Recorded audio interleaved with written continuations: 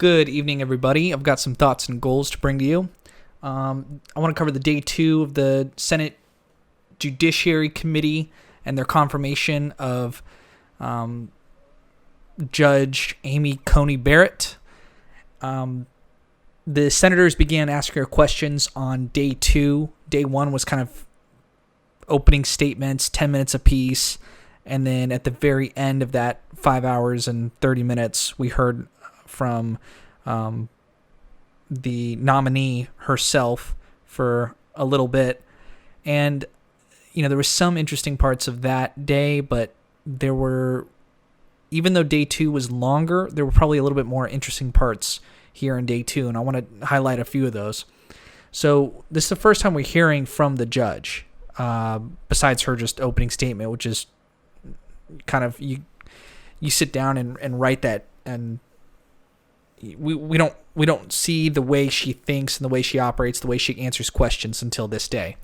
So she's very smart, well-spoken, does not deviate too much. I mentioned yesterday I was watching the Scalia hearings. I did see Scalia with notes, but a lot of it was just off the top of his head, the answers he was giving. Whereas with this judge, she doesn't have any notes, and each answer is very carefully calculated. So it seems that I get the impression that she was very heavily prepared for this hearing, this confirmation hearing, and she was coached to answer each of, if you have Democrats and they ask you about healthcare, answer in this way. If you have Democrats and they ask you about abortion rights, answer this way. If you have Republicans and they ask you about your background, answer this way. If people ask you, if any senator asks you, how are you going to vote, say, I don't want to speculate on future Supreme Court cases. I don't want to violate my oath. I will be independent. No one's asked me. She kind of has these cookie cutter answers. The reason I'm able to recite them back to people right now, or to you all on this video, is because her answers were so canned. Her responses were kind of the same. And if you don't have notes, and if you don't bring any notes as a judge, and you're not taking any notes, it means you just came in with a game plan, which kind of further points out to this entire process is kind of a sham. It is against what a nomination process should look like. And I'm not sure, perhaps in 1986 with Justice Scalia, that was considered a sham back in the day. I don't know the context around that because I'm living in the present moment. But it does seem especially so now, because we're not going to get a 96-0 or 98-0 straight, vote from the majority of senators with no conflicting opinions. That's just not going to happen in this case, because there is too much at stake, and the process has been rushed through in the eyes of most of the Democrats. And so probably in that case, there's going to be just partisanship on either side, where they're not going to have an easy rush through. And it's very different, but it is just as partisan as Brett Kavanaugh, because that was obviously highly conflicted, and almost none of that nomination process was about asking the judge views on how he views the law. And we're kind of seeing the same thing, at least from day 2, with Justice Barrett. Very little bit has spent on her judicial outlook and jurisprudence, like the way she's going to view and look at laws. And the questions they did ask her, she answered in a few minutes, and a few times throughout the day she expounded upon that. But she was pretty stuck that, hey, play defense, don't go out of your way to answer anybody's question. You're going to get nominated.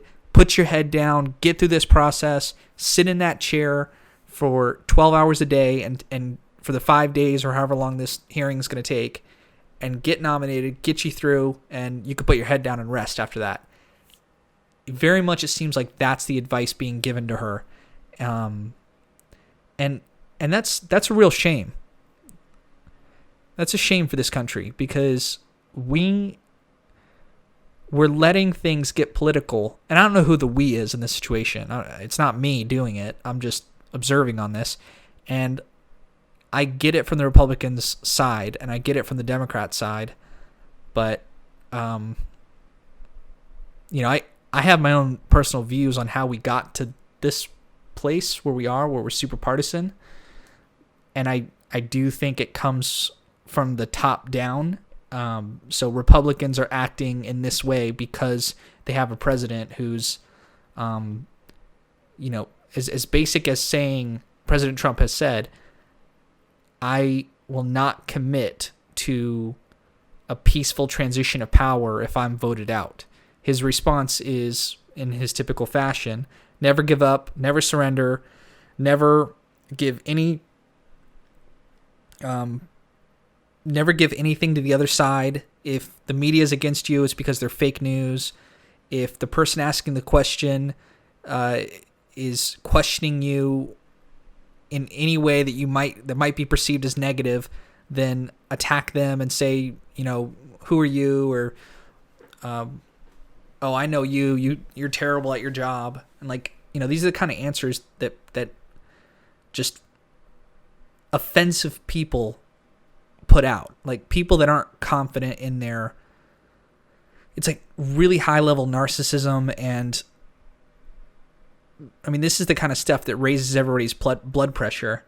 And so when it comes from the top down, the Republicans have had a strategy, like their own types of strategy. So it doesn't just come from Trump, but when they have a leader who is more about personal power, more about power for the party, more about getting ahead and not thinking about the medium to long-term consequences, this is the kind of behavior that an entire party, a lot of really smart senators that individually probably wouldn't act this way, are now acting on behalf of the party. And Democrats, this is the problem with game theory, right? Or the game theory that's going on with this situation is that Democrats feel in order to fight and get any word in or any sort of progress, they have to fight dirty if the Republicans are going to play dirty. So that's what we're seeing now, and we're seeing the ineffectiveness of this occur. So let's step back a bit and talk about the justice. She answered some basic questions, showing off her legal expertise, and that was not too complicated, and it sounded good.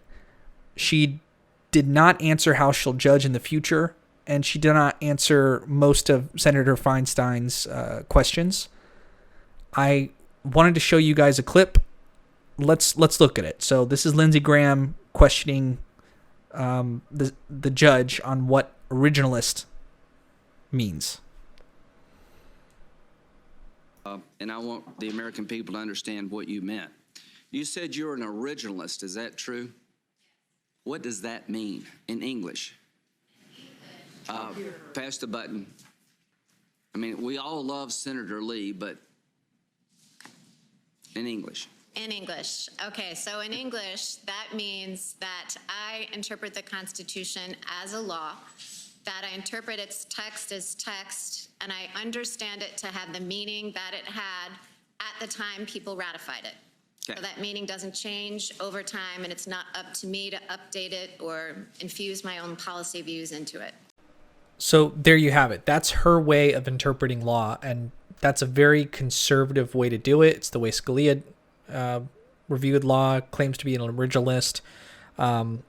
So that is why when the landmark case Roe v. Wade in 1973 or 78 or whatever year it was, people with this type of mentality, the originalism viewpoint in their jurisprudence, they think Roe, the decision made in Roe versus Wade, overstepped the boundaries of the law, because it said that no state shall prohibit abortion, which is not, they think that was an overstep. The Supreme Court justices ruled in that favor, and it overstepped the court's bounds, and it made a positive affirmation that the country and each states should protect abortion rights. An originalist, Judge Barrett, would look at that law and have a different interpretation. They would say that the court doesn't have sufficient enough evidence by the letter of the law to state that abortion should be protected, shall not be infringed upon. You can't make it illegal in all 50 states. So that is the fundamental argument why people who are conservative-minded think that abortion shouldn't be as legal. It's my understanding that most conservatives would say abortion should be a state-by-state issue. And if you want to ban it in your state or make it extremely difficult and have all sorts of rules and regulations, that is up to the states. But as we have it now, abortion is legal in all 50 states, largely because Roe versus Wade was decided in that way. So this is the great fear from the Democrat side for choosing someone who is pro-life and originalist. If there's another case that comes to the Supreme Court, this Supreme Court justice, as well as Kavanaugh, as well as Gorsuch, all three appointed by Trump, would have a large opinion, plus the conservative justices that are already on the courts. I won't go into those details right now, but you can Google it and look it up. But those people, these 9, would now have the decision-making power to see certain cases. They could elect to choose more cases that, while they have to follow the Roe v. Wade stare decisis, the decision was already made back then, so they have to follow along with that. They can bring new provisions, new cases that go up to the Supreme Court, because they get hundreds offered to go to the Supreme Court every single year, and they have to turn down the vast majority of them and only take the ones that they find to be, of greatest significance, worth their time, essentially. So they can start to see more of those cases and decide to pull back some of those grantings offered by Roe v. Wade. So I hope that makes sense. That's why the Democrats are opposed to rushing this. And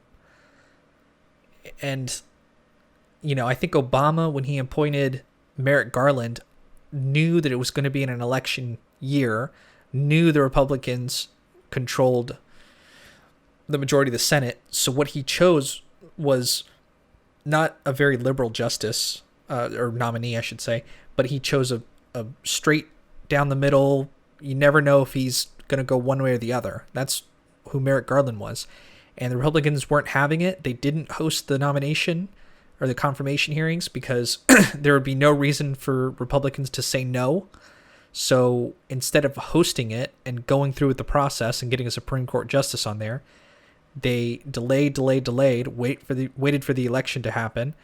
Trump happened to win the election, and they forced through a number of justices, culminating to where we are today, where just because they control the 2 branches of government, essentially, they can get this through and attempt to control 3 branches of government.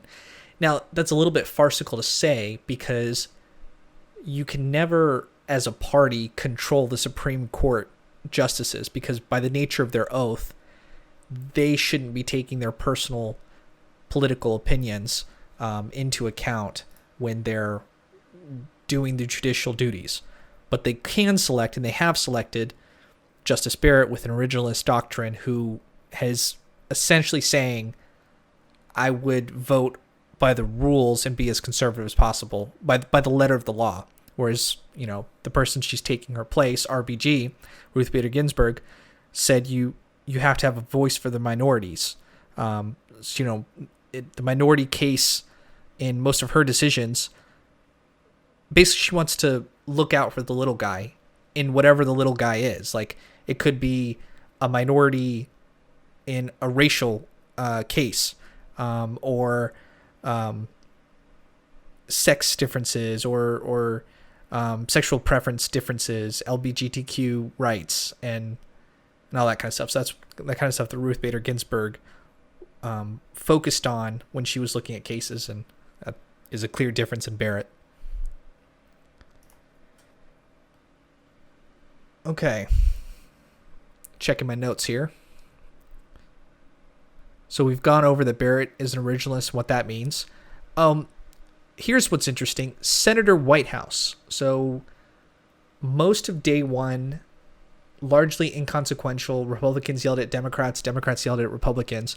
But when Senator Whitehouse, he gave a presentation in his 30-minute questioning, not many questions were directed at the nominee, but he did bring up a point that it's the first time I've ever heard him speak about this, but apparently this is something he does quite often. And because this is televised, because it's to the country, he gave a presentation that he's done before about how dark money is influencing what he calls dark money, which is unknown lobbyists donating to get a specific result. Basically, representatives in Senate and Congress are getting the votes bought and paid for, which is the whole problem with money in politics. And he gave a very interesting... Let's just watch the clip. Here we go. Where there's this much dark money and this much influence being used. Here's how the Washington Post summed it up. This is a conservative activist behind-the-scenes campaign to remake the nation's courts, and it's a $250 million dark money operation. $250 million is a lot of money to spend if you're not getting anything for it. So that raises the question, what are they getting for it? Well, I showed the slide earlier on the Affordable Care Act and on Obergefell and on Roe versus Wade. That's where they lost. But with another judge, that could change. That's where the contest is. That's where the Republican Party platform tells us to look at how they want judges to rule, to reverse Roe, to reverse the Obamacare cases, and to reverse Obergefell and take away gay marriage. That is their stated objective and plan. Why not take them at their word? But there's another piece of it, and that is not what's ahead of us, but what's behind us. What's behind us is now 80 cases, Mr. Chairman, 80 cases under Chief Justice Roberts that have these characteristics. One, they were decided 5-4 by a bare majority. Two, the 5-4 majority was partisan in the sense that not one Democratic appointee joined the five. I refer to that group as the Roberts Five. It changes a little bit, as with Justice Scalia's death, for instance, but there's been a steady Roberts Five that has delivered now 80 of these decisions. And the last characteristic of them is that there is an identifiable Republican donor interest in those cases. And in every single case, that donor interest won. It was an 80-0, 5-4 partisan rout, ransacking.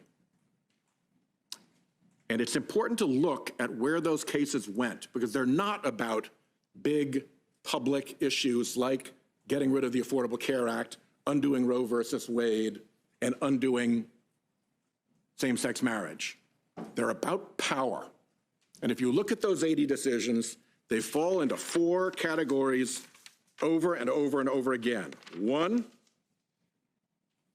unlimited and dark money in politics. Citizens United is the famous one, but it's continued since with McCutcheon, and we've got one coming up now.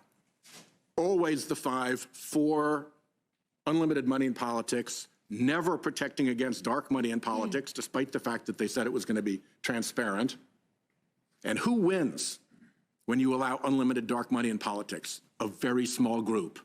The ones who have unlimited money to spend and a motive to spend it in politics. They win, everybody else loses.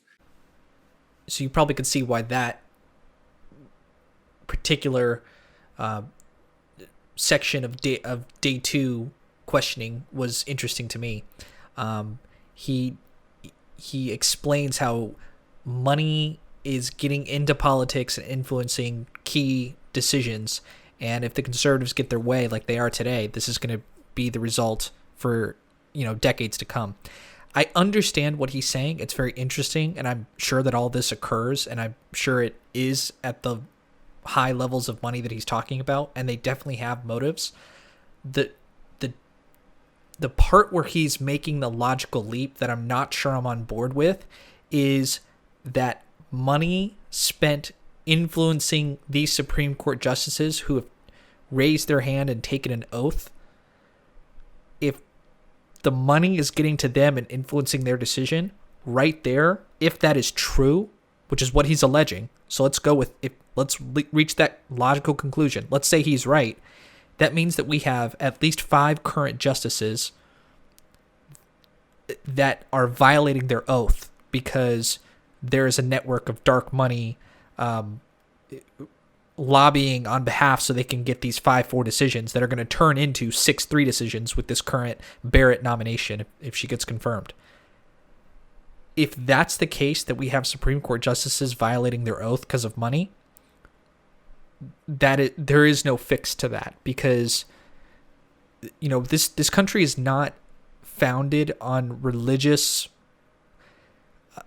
In God We Trust has not been around. It was only started in the 50s or whatever.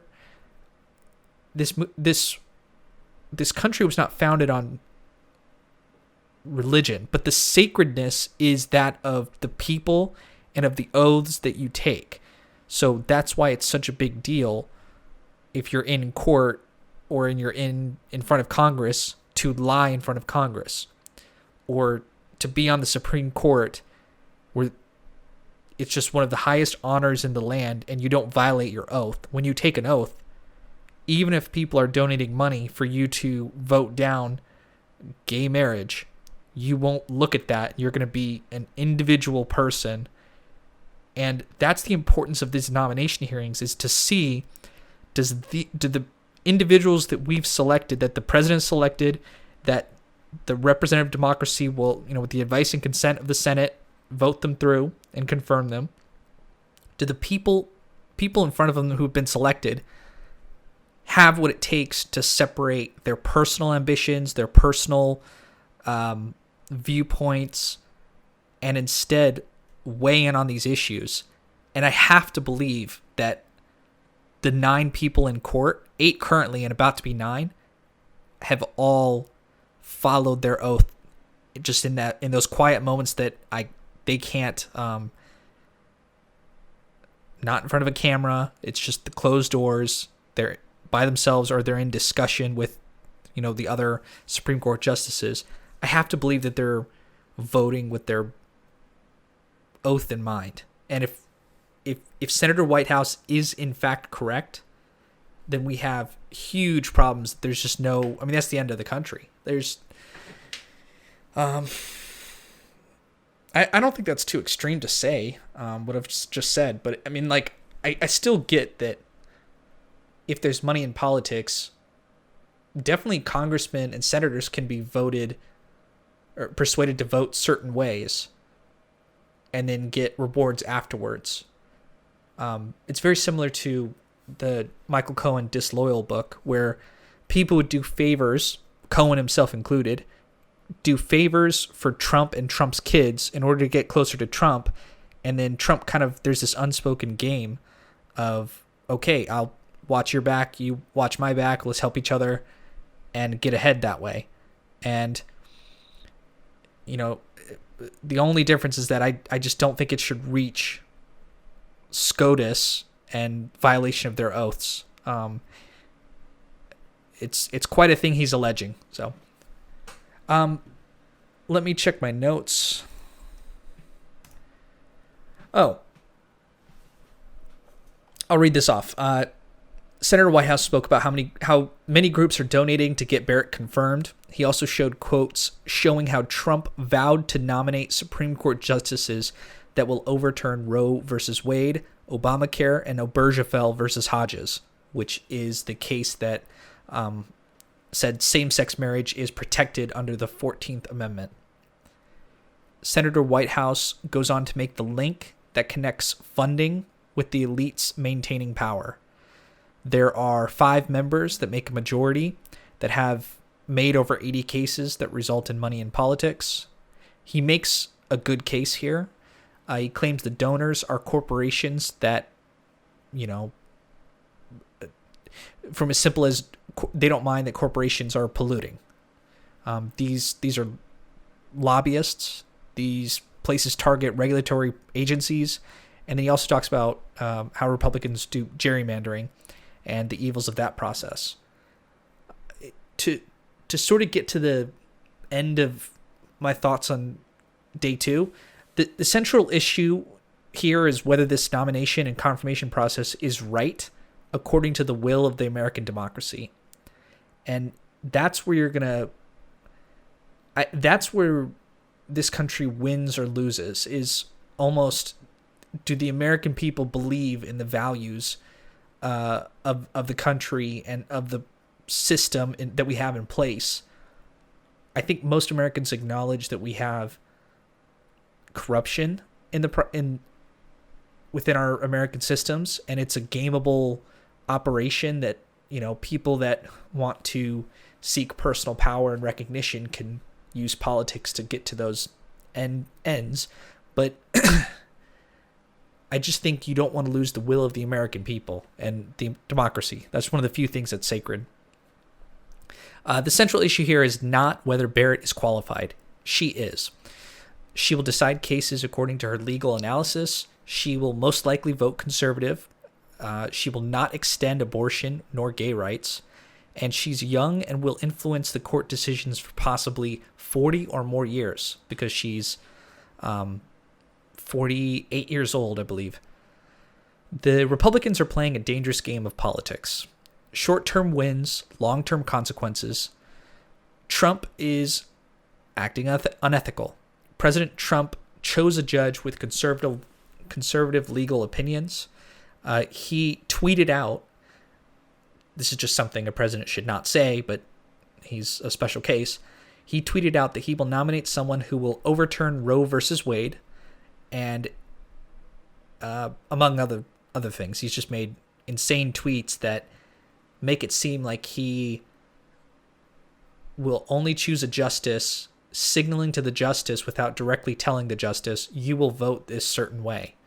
Now, we just have to hope that Justice Barrett will, in fact, maintain her oath. Let's see here. President Trump and the Republicans are, in fact, following the rules, but without regard to the spirit of democracy. And I think that's a bad thing.